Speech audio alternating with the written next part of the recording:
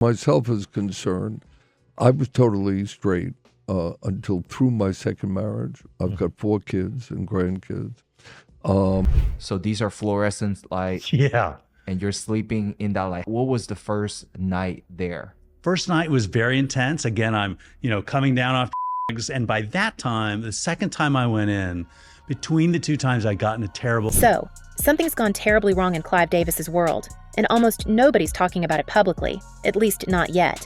The 93-year-old titan who once controlled the entire sound of pop music is now reportedly spiraling behind closed doors, deleting files, cutting off old friends, and threatening to cancel anyone who dares mention a certain name.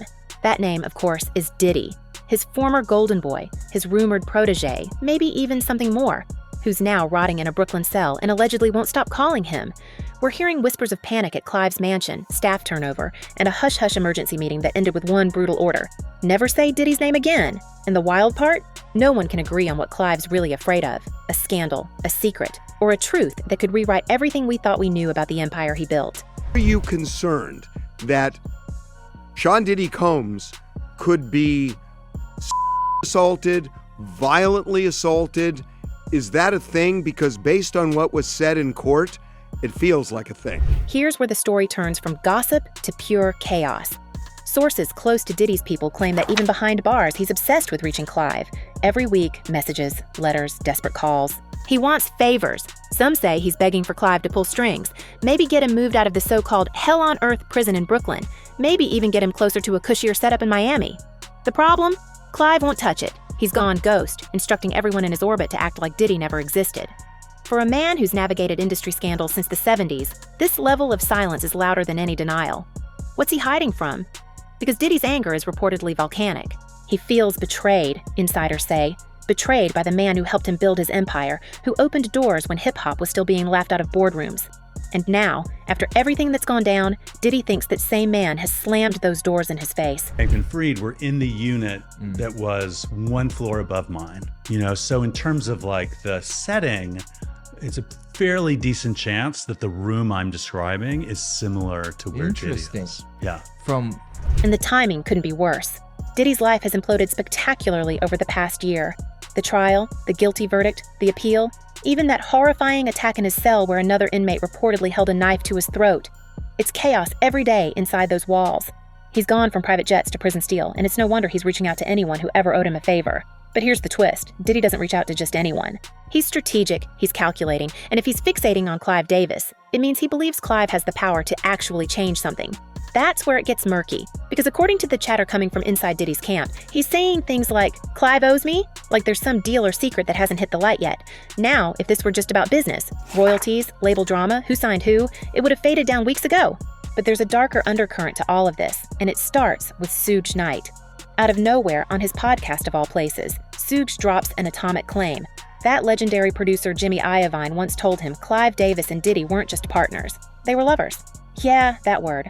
Lovers. It's the kind of bomb that even the wildest gossip pages hesitate to print, but Suga doesn't do hesitation. He lays it out like a man who's seen too much and doesn't care anymore. We've all heard Suge throw wild accusations before, but this one hits different because it actually fits into the silence we've been seeing from Clive. Suddenly, that tight-lipped panic looks less like legal caution and more like damage control.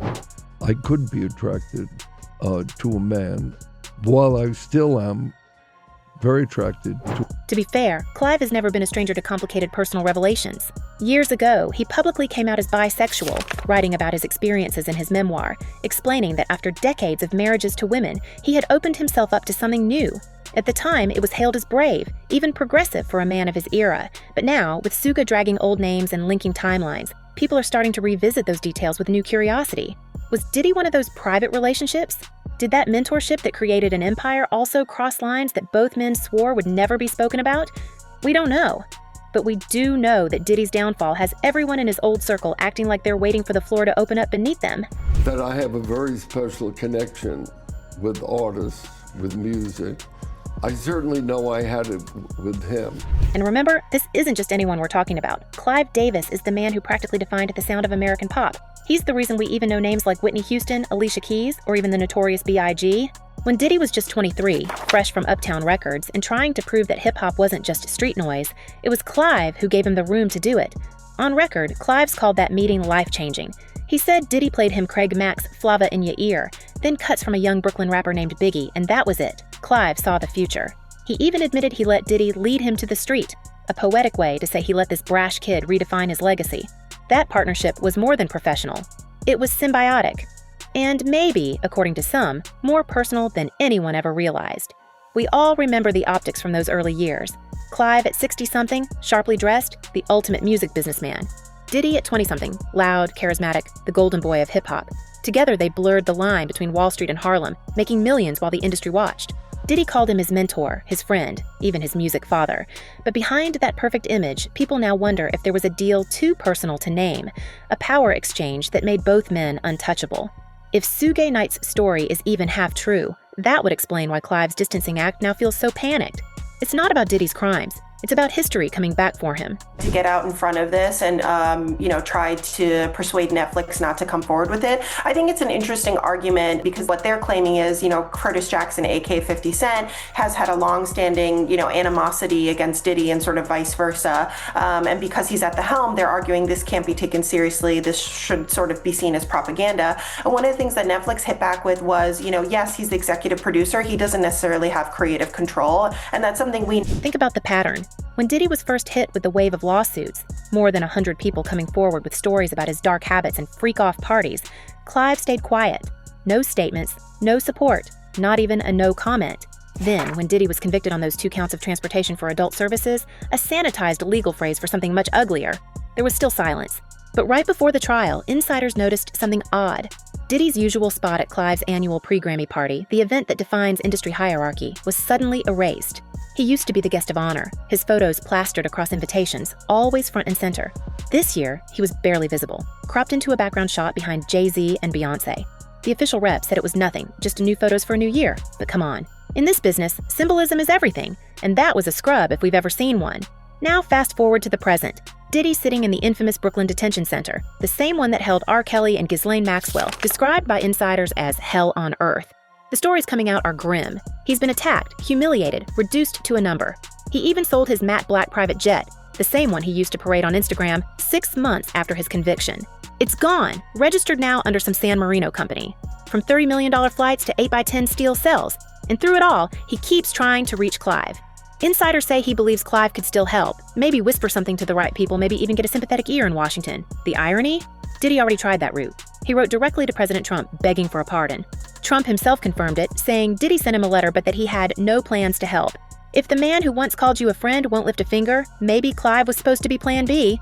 So why is Clive panicking now? Maybe because Diddy, stripped of everything, has nothing left to lose, and a memory full of receipts. Remember, Diddy's always played the long game.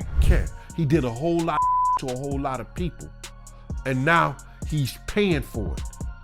So all these cats, I guess y'all get y'all visitation rights. Some of y'all can get y'all conjugal visits right with him. I don't give. If he truly feels betrayed, he's the type to remind people exactly how much power he once had. There's already talk that he's threatening to take people down with him if he's left rotting in that cell. And if that includes the man who first brought him into the room, Clive Davis, well, that's a headline no one wants to read. People close to Clive describe him as on edge, nervous, even different. He's been declining interviews, cutting down public appearances, keeping things by invitation only. For a man who used to love a microphone, that's telling. And Suge Knight isn't letting up either. On his podcast, he's doubling down, saying, everybody knows what went down in those days. He even drags other names into the mix. Andre Harrell, Russell Simmons, painting a picture of a hidden world of power games and secret alliances, the kind of late-night stuff no one wanted in print. He keeps using the word allegedly, sure, but we can hear the smirk when he says it. The industry's old guard hates this kind of exposure because for decades their control depended on silence. And Clive? He's one of the last survivors from that era. The real sting here is that Clive Davis built his career on credibility. Even when the tabloids swirled around his artists, he always stood above it, the grown-up in the room. Now, with Diddy's downfall dragging his name into the same muck, that polished legacy looks fragile. Hard to say because there's still such a big question mark in the air because, Curtis Jackson, aka 50 Cent, is one of the executive producers on this series. Him, the director, Netflix in general, is not saying where they got this footage, only that it was obtained legally. Diddy's side is saying this is coming from a videographer I hired. I know we'll get into the cease and desist. One of the arguments they make is, this is subject to NDAs or agreements that the videographer had signed with Diddy because he was, employed by Diddy. If Diddy decides to talk, even out of revenge or desperation, Clive could find himself answering questions about things he thought were buried in the 90s. The rumor mill's already churning, deals made behind closed doors, unreported payoffs, and nights that were meant to stay private forever. And the most unsettling part? Nobody's denying it outright. That's what keeps us glued to this story. Every time we think it's cooling off, a new leak hits the web. A new whisper crawls out from the archives. A new insider hints that the connection between Diddy and Clive runs way deeper than people think. Maybe this isn't about scandal at all. Maybe it's about control. Two men who built an empire together now trapped in opposite cages. One literal, one made of reputation. Diddy's cage has bars, Clive's has silence. And as both of them fight to keep their stories from collapsing, we can't help wondering which one's going to break first. The man behind the music, or the myth he's been guarding for half a century. Because if even half of these whispers are true, we're not just talking about an old industry friendship gone sour. We're looking at a decades-long pact built on power, favors, and secrets that no one was supposed to mention again. And now that Diddy's calling from a Brooklyn prison with nothing left but time and anger, the question isn't whether Clive Davis will answer. It's what happens if he doesn't. Maybe the panic isn't about Diddy's name at all. Maybe it's about what that name unlocks. The buried favors, the quiet deals, the forgotten IOUs written in Studio Ink and signed with silence. Music is unique. Music is special. Music has a very individual, meaningful role in society, not only to youth. We can't help but feel like Clive Davis isn't just avoiding bad optics. He's dodging a ghost that knows too much. It's as if the entire industry has agreed to pretend their bond was strictly business, even though every whisper says otherwise. Because let's be real, this isn't just about a mentor losing patience with a troubled star. It's about two men who built each other's myth, and now one of them is behind bars while the other is pretending not to hear his calls. That's not strategy. That's fear. We've seen powerful men go into crisis mode before, but nothing like this. Diddy's fall is catastrophic. Lawsuits, criminal convictions, all of it playing out in brutal public view. But what makes this story different is the shadow it casts backward. When Clive first met that cocky 20-something from Uptown Records, Diddy was still just Sean Combs, hustling beats and big dreams. The industry laughed at him, said he was too brash, too street. But Clive, the same man who molded Whitney, Aretha, and Alicia, saw something else. He saw profit, rebellion, and maybe a reflection of his younger self. At the time, hip-hop was still treated like a fad. Diddy convinced Clive it was the future, and together, they turned that gamble into an empire. And now, decades later, the empire looks like it's crumbling from the inside out. We can't ignore how deep the mentorship went. Clive didn't just sign Diddy, he practically created him. Davis has always assumed a far more active role than most record company presidents. That's why he was a pioneer in the 60s. It's also why he has survived into the 80s. And then, there's the part nobody wants to say out loud. When Clive came out as bisexual in his memoir years later, it reframed how people saw that mentorship. He spoke openly about discovering that side of himself during the Studio 54 era, long before Diddy's rise, describing his relationships with both men and women as genuine and loving. But even then, the industry noticed what he didn't say. The timeline, the names, the missing years that seemed to fall into a convenient blur. That's why Suge Knight's explosive podcast claim hit like a grenade. He said Jimmy Iovine once told him Clive and Diddy were lovers. The way Suge said it, half amused, half disgusted, made it sound like something everyone already knew, but no one ever dared confirm. Of course, Clive's camp has never responded to that rumor, but the silence speaks louder than denial. Suge's reputation makes it easy to dismiss him, yet he's never entirely wrong about the things he says. And her and Clive had a fight 2 days before. And from what I was told, Bobby Christina was present for some of that fight. Remember, this is the same man who called out Russell Simmons and Andre Harrell, accusing them of their own freaky alliances. He doesn't invent from thin air, he embellishes whispers that already exist. And the more we listen to him, the more we realize how much of that old-school power network was built on mutual leverage. Everybody had something on somebody? And if Diddy's sitting in a cell right now with years of memories and nothing left to lose, that makes him the most dangerous person in the room, even from behind bars. People close to Clive describe him as exhausted but sharp, still attending selective meetings but insisting on privacy at all costs. He's told friends he's sick of the gossip, that he's focused on legacy. But then you hear about those private dinners, just a handful of guests, no phones allowed, and the whispers that the conversations circle back to containment. Containment of what, though? We've heard theories that Diddy kept letters, recordings, maybe even photos from the old days. Little pieces of history that could change how people view the entire rise of modern hip-hop. One former Arista staffer claims that when Diddy started pitching Flava in Ya Ear and Biggie to Clive, there were moments after meetings where doors stayed closed too long, where the tone went from professional to personal. Maybe that's just creative intensity, or maybe that's where the myth began. We can't ignore the irony. Clive spent decades cleaning up other people's messes. Whitney, Jennifer Hudson, Alicia Keys. He was always the man who knew how to rebuild reputations. She just said she was in denial on that occasion. And she said it's not as serious as you make out. But now, his own name is suddenly radioactive in certain circles. Journalists who used to get instant callbacks say his office has gone dark. Industry veterans who once bragged about being invited to his pre-Grammy Gala say this year's event feels tense, sanitized. Diddy used to be everywhere in those photo collages, right beside Clive, smiling like a son next to a proud father. Now, he's erased. The same designer who used to style them both told a friend recently, "It's like they're deleting history in real time." Meanwhile, Diddy's world has collapsed. His home's raided, his assets sold off. Even his beloved matte black jet is gone, sold quietly and re-registered overseas. He's sending letters to powerful people begging for help. Trump himself admitted Diddy wrote to him asking for a pardon, saying, "He asked me for a pardon, but I'm not helping him." That rejection probably stung, but the real heartbreak seems to come from Clive's silence. Diddy's team says he's furious, saying Clive owes him. Owes him what? Protection? Loyalty? Or something far deeper? Something emotional that was never supposed to see daylight? And while Diddy sits in a cell with no pillow and too much time, he's reportedly plotting. He got let off easy. And don't get me wrong, bro. I don't want to see a black man in jail. I don't want to see a black man in jail. But I don't care nothing about Diddy going to jail. A friend of his told a podcast last month that he's considering writing everything down, a memoir from prison, a tell all about the real deals behind the glory days. If that's true, Clive has every reason to be terrified, because once words are written, they can't be unsaid. And if Diddy decides to turn the spotlight on the man who gave him his start, every buried story from the 90s could come back with names, dates, and receipts. It wouldn't just stain reputations, it could rewrite the history of modern pop. Some insiders think Clive is already preparing for that. He's been moving assets, reorganizing foundations, shifting management of his archives. On paper, it looks like estate planning, but to those who know him, it feels more like preemptive damage control. One person close to him put it bluntly, Clive's not worried about money. He's worried about legacy. Because if Diddy starts talking, the question becomes not just what Clive knew, but who else was involved. People like Jimmy Iovine, Russell Simmons, maybe even the late Andre Harrell. All those names woven into the same story that turned Uptown and Bad Boy into the soundtrack of the 90s. Never apparent to me, any meeting I had with her, any interchange I had with her, she was on top of it. The scariest part is how plausible it all feels. For years, everyone assumed the power in their partnership ran one way. Clive the mentor, Diddy the student.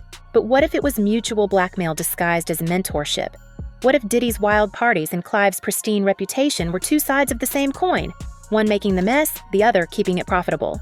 We've heard that phrase whispered more than once lately. They covered for each other. Covered what, though? Deals, favors, private liaisons, maybe even the moments that made the entire industry so loyal to both men for so long. And this is where it all starts to feel like a slow-motion implosion. The empire they built, the music, the artists, the awards, might have been held together by unspoken agreements. Agreements that now, in 2026, are fraying. Diddy's conviction and Clive's nervous retreat aren't separate stories anymore. They're chapters of the same book. It's almost poetic. The student falling, the teacher hiding, the truth knocking on both doors at once. And the more everyone pretends nothing's wrong, the more we sense the pressure building underneath. Because this isn't over. Not even close. So maybe the question isn't whether Clive Davis will ever answer Diddy's calls. Maybe the real question is what happens if he does. Does he risk everything by reconnecting with a man whose downfall could drag him under too? Or does he let the silence grow until it consumes them both?